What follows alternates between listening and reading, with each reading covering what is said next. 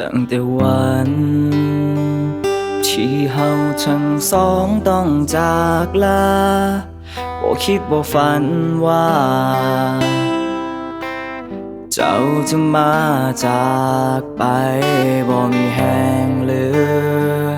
เบื่อหน่ายชีวิตเหมือนอยากตาย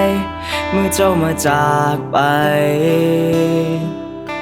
และบ่มีวันกลับมาก็อยากรู้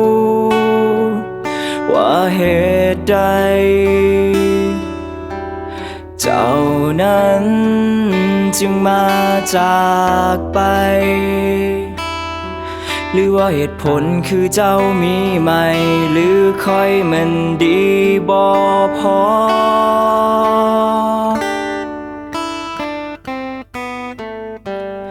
เจ็บปวดทุกครั้งที่คิดถึงเจ้าก็เป็นผู้หญิงคนหนึ่งที่คอยเน้นหักหมดหัวใจเจ็บปวดแต่ต้องเก็บอาการไว้ต่อให้หากเจ้านั้นเท่าใดเจ้าคงบอกกลับมา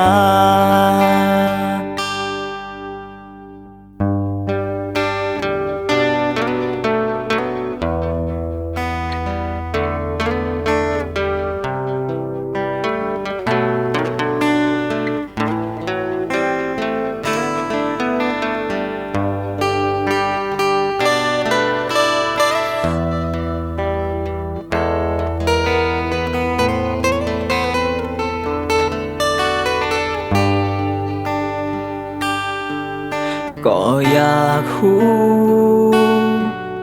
ว่าเหตุใดเจ้านั้น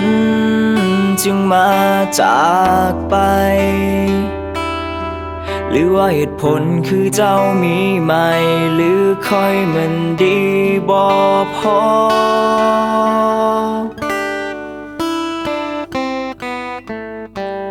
เจ็บปวดทุกครั้งที่คิดถึงเจ้าก็เป็นผู้หญิงคนหนึ่งที่คอยเน้นหักหมดหัวใจเจ็บปวดแต่ต้องเก็บอาการไว้ต่อให้หากเจ้านั้นเท่าใดเจ้าคงบอกกลับมาต่อให้หากเจ้านั้นเท่าใดเจ้าคงบอกกลับมา